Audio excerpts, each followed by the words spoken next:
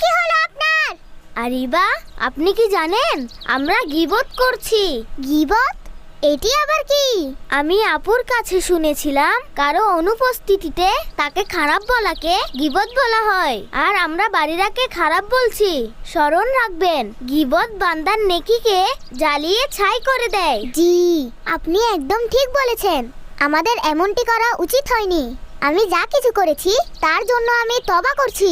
আর আমিও। ইয়া!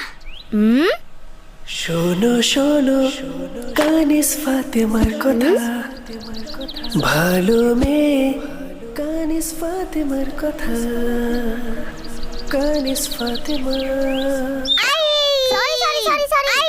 সরি। শোনো শোনো কানিস ফাতেমার কথা, ভালো মেয়ে কানিস ফাতেমার